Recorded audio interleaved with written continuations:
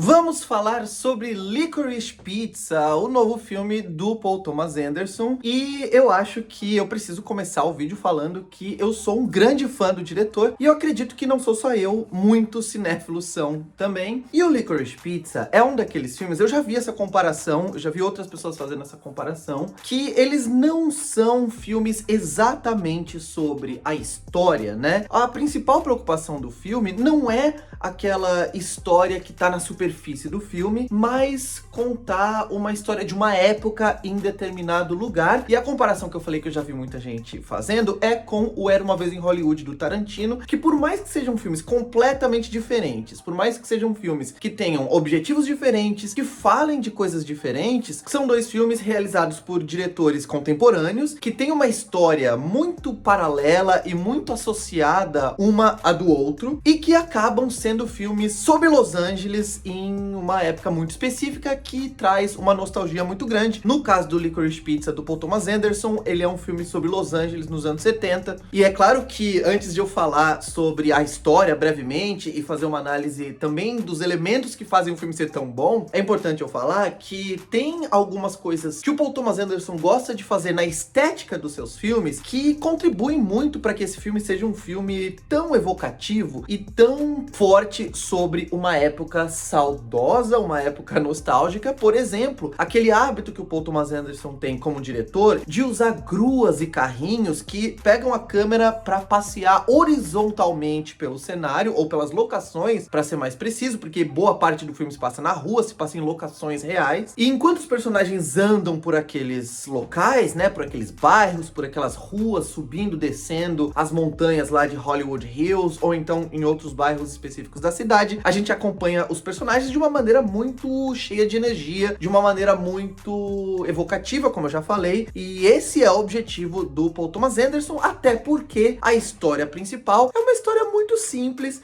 como ele já fez outras vezes. Se a gente pegar, por exemplo, O Vício Inerente, ou mesmo O Embriagado de Amor, que é aquele filme com o Adam Sandler, são filmes do Paul Thomas Anderson em que ele faz filmes mais simples do ponto de vista de roteiro, do ponto de vista de história, mas ele tá querendo falar sobre outras coisas, assim como no Vício Inerente, aqui ele tá fazendo um retrato sobre um tempo e espaço específicos. A história, resumindo muito, é uma história de amor e de amizade, de admiração e também do impacto que uma pessoa pode ter na vida da outra, em que um menino adolescente, vivido pelo Cooper Hoffman, que é ninguém mais, ninguém menos que o filho do Philip Seymour Hoffman, que era um dos atores favoritos do Paul Thomas Anderson, que é esse menino que tem, assim, uma paixonite, uma paixão, na verdade, né, muito forte, por uma mulher mais velha, que é vivida pela Alana Haim, da banda Haim, e que é uma daquelas mulheres que convencem ele, né, que apaixonam, atraem ele por ser uma mulher que parece que tem tudo resolvido na vida. Ela tem aquela postura de que sabe o que tá fazendo, de que é dona do lugar onde quer que ela vá, mas que na verdade tá tão perdida quanto ele, e além de tá tão perdida quanto ele, ela já tá numa fase da vida que ela tá perdida e fala, caramba, mas já passou do prazo de validade de eu tá perdida. Eu deveria já ter me encontrado, eu já deveria estar sabendo o que fazer, mas ainda tô aqui nessa mesma vida de sempre, presa nessa vida provinciana que eu tenho desde que nasci. E essa angústia da personagem e também a personalidade empreendedora, a personalidade de meter as caras, cara de pau mesmo do protagonista, contribuem, né, com um dos temas principais do filme, que são esse espírito empreendedor americano. Mas é claro que, sendo um filme do Paul Thomas Anderson, ele conta essa história de empreendedorismo, porque os dois vão passar por um processo ali, principalmente, né, com iniciativa do menino, de abrir empresas, de tentar dar certo com negócios diferentes, mas é claro, como eu falei, vindo do Paul Thomas Anderson, ele vê toda essa questão da tentativa de ascensão social através do empreendedorismo de uma maneira muito crítica, porque nem tudo dá certo e também é um processo que gera essa angústia, que gera essa ansiedade toda, e é claro que é evidente na construção psicológica, principalmente da personagem vivida pela Alana Haim. O filme, é claro que ele se sustenta não só, principalmente pra gente, né, você que não tem nenhum vínculo com com aquele lugar e com aquele tempo, às vezes você pode falar, mas eu vou ficar desconectado, eu não vou conseguir pegar qual é o lance do filme. Mas na verdade, para o espectador médio, e quando eu falo espectador médio é para a média do público mundial, porque um filme de Hollywood, é claro que ele se faz sempre pensando no público do mundo inteiro, o filme pega pela conexão entre esses dois personagens, pelo desenvolvimento do vínculo entre os dois, que é muito convincente e que é muito tocante, né? A gente vê aqueles dois americanos perdidos, aquelas pessoas que têm uma angústia muito grande e que se encontram, e que é um encontro que gera muita potência para os dois. É uma daquelas conexões que a gente fala, caramba, esses dois não podem viver separados, eles têm que continuar juntos, eles têm que fazer tudo juntos, porque eles são mais fortes juntos. E é muito bonito, é muito legal. A Alana Haim destrói no filme, é uma interpretação, assim, daquelas de conquistar o espectador mesmo, né? Ela é um centro magnético que suga todas as atenções pra ela quando ela tá em cena, e é um filme muito legal, muito charmoso. Tem várias cenas, assim, né, que são cenas, por mais que eu não considere esse um dos filmes que estariam no meu top 3, ou talvez top 5, não sei, talvez não, do Paul Thomas Anderson, mas é claro que a nota de corte, digamos assim, é muito alta, claro, mas ele tem algumas cenas que são sim inesquecíveis e que ficam na cabeça depois quando você sai do cinema. Por exemplo, aquela sequência da Alana Haim, que inclusive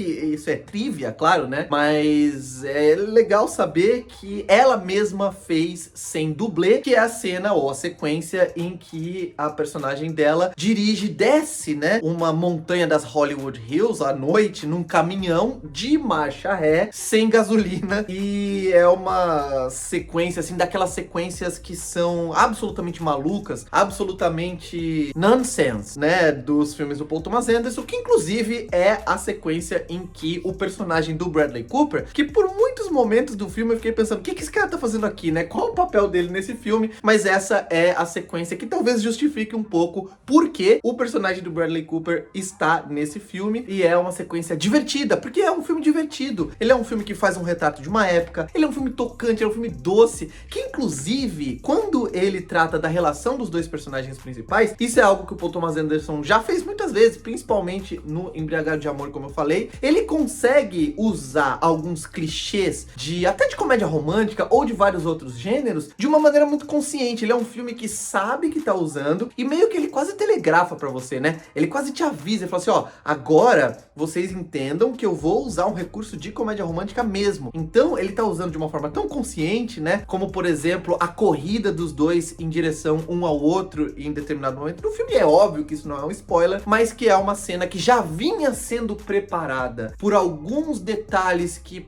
passaram despercebidos durante o filme, mas que desaguariam nessa sequência. Então é um filme que consegue ser tocante, você gosta dos personagens, se apaixona por eles, quer que eles deem certo na vida e também sejam felizes. Também é um filme muito engraçado, muito divertido, tem cenas, como eu falei, muito hilárias, e faz aquilo que ele quer fazer, que o Paul Thomas Anderson quer fazer, que é criar esse retrato de Los Angeles nos anos 70, e também de fazer, né, de dar aquelas espetadinhas que ele gosta de dar no American Way of Life, no jeito americano de acreditar na meritocracia e de acreditar na vitória do indivíduo contra todas as adversidades, etc, etc, etc. O filme estreia agora em fevereiro no Brasil, né, e agora esse filme deu certo, né, de pegar o rabo do cometa das indicações ao Oscar. Acho que o timing do lançamento do filme vai ser perfeito, né, nem sempre as distribuidoras acertam nisso, mas esse filme acertou, apesar de eu sempre achar que poderia ser lançado antes, um pouco mais próximo dos lançamentos americanos, europeus, etc. E eu quero que vocês, quando assistam ao filme, venham aqui dizer o que acharam, gostaram ou não gostaram, concordam ou discordam dos pontos que eu apresentei nessa crítica, e se inscrevam no canal, né? Agora que eu vou voltar, que eu estou com esse vídeo oficialmente voltando aos vídeos mais frequentes, né? Não só os shorts que eu tinha publicado no mês, porque foi um mês em que eu fiquei sem publicar vídeos novos. Então, né, pra você saber tudo que eu tô fazendo, receber as notificações e continuar me acompanhando, se inscrevam no canal. E eu vou ficando por aqui. Um abraço, tchau!